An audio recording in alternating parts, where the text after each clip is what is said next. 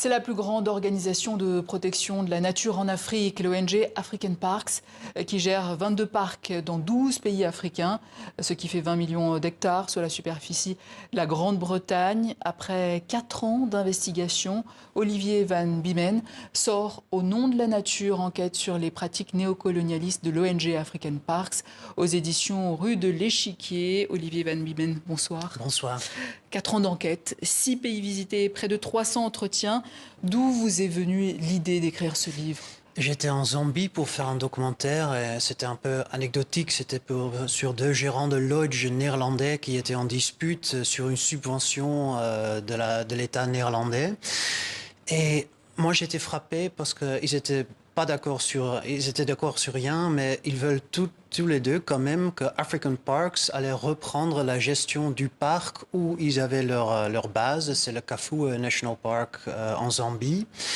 Et moi, j'avais jamais entendu parler de African Parks. Je suis l'Afrique depuis un certain temps et j'aime beaucoup la nature aussi. Donc j'étais un peu frappé que cette organisation, qui a été cofondée par un compatriote à moi, par un Néerlandais, m'avait totalement échappé du radar. Donc je me suis dit... qui sont-ils? Que font-ils? Et est-ce que ça marche en fait? Quand est né African Parks? African Parks est né en 2003. Et en fait, j'ai parlé au bras droit du cofondateur néerlandais.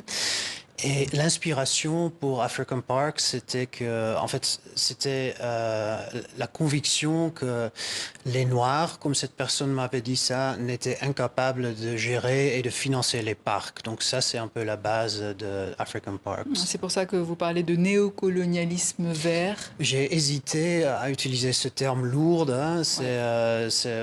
Par exemple, j'ai fait une enquête sur Heineken précédemment et j'ai évité d'utiliser ce mot.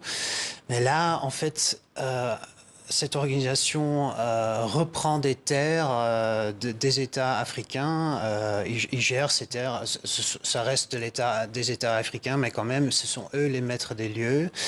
Et surtout au début aussi, leur QG était installé dans la carrosserie d'un château médiéval aux Pays-Bas, où des Blancs se sont penchés sur la carte d'Afrique pour voir des territoires qu'ils pouvaient reprendre. Donc oui, ça fait quand même là penser... Ils ont divisé l'Afrique, en fait, ils ont partagé l'Afrique. Alors vous écrivez qu'African Park s'intéresse aux animaux, mais au détriment des populations locales qui vivent autour de ces parcs. Oui, quand African Parks reprend un parc, en fait, ils défendent le parc de manière très efficace, armés souvent, ils mettent des clôtures.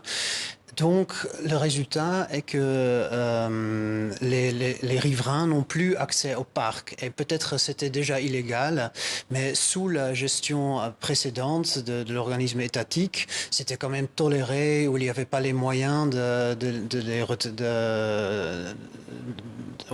ne pas les laisser entrer au parc.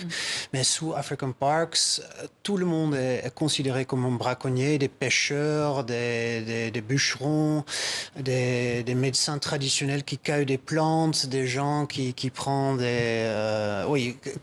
tout est considéré comme braconnage.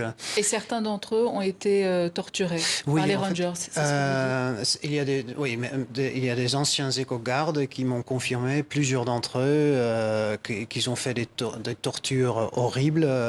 Même, ils m'ont dit, ils excluent pas qu'il y avait des innocents, parce qu'ils sont vraiment incités aussi à être durs sur les gens. Ils apprennent qu'ils sont en guerre, donc c'est un peu une logique de guerre dans laquelle ils sont rentrés. Et les riverains sont des ennemis potentiels.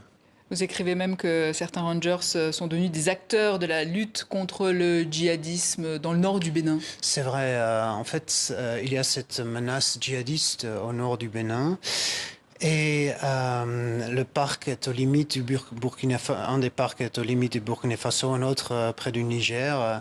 Et là, African Parks se trouve en plein lutte antiterroriste. Et ce qui est très grave, c'est que les gardes n'ont pas été formés à lutter contre des djihadistes. C'est autre chose que de chasser des éleveurs qui font paître leurs bêtes dans un parc, que de s'attaquer à des djihadistes lourdement armés. Mm-hmm.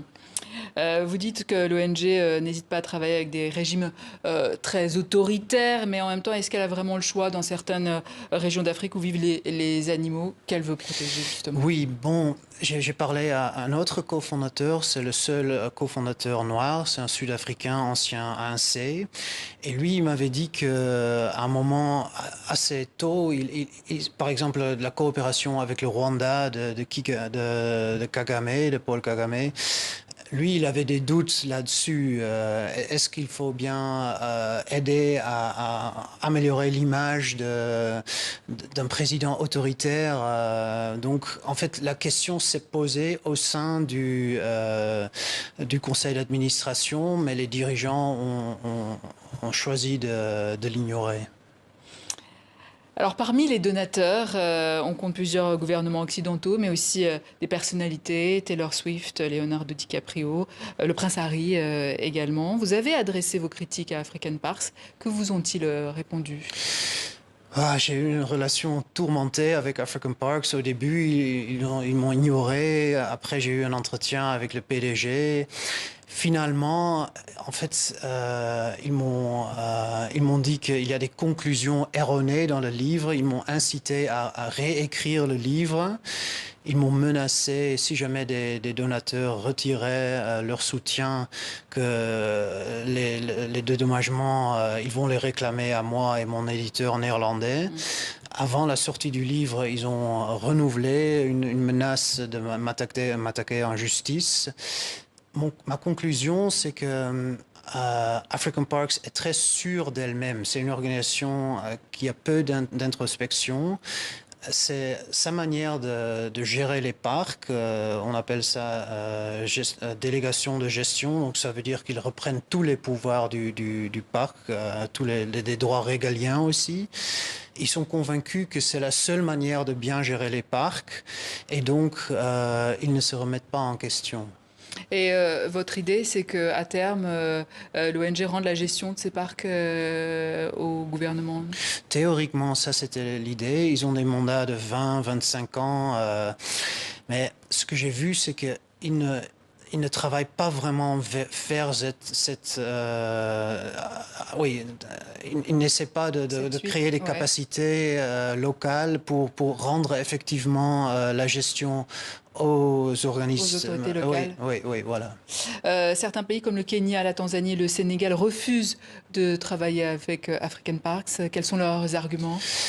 Ils trouvent que la manière de gérer, donc cette gestion déléguée de African Parks, ça va trop loin. Ça va à l'encontre de la souveraineté de ces États, la sécurité, le droit d'entrée dans les parcs. Il y a aussi parfois African Parks reprend de fait le contrôle des frontières. Ce sont des droits que les États ne veulent pas perdre. Olivier Van Buben, merci, auteur d'Au nom de la nature, enquête sur les pratiques néocolonialistes de l'ONG African Parks aux éditions Rue de l'Échiquier. Merci à vous.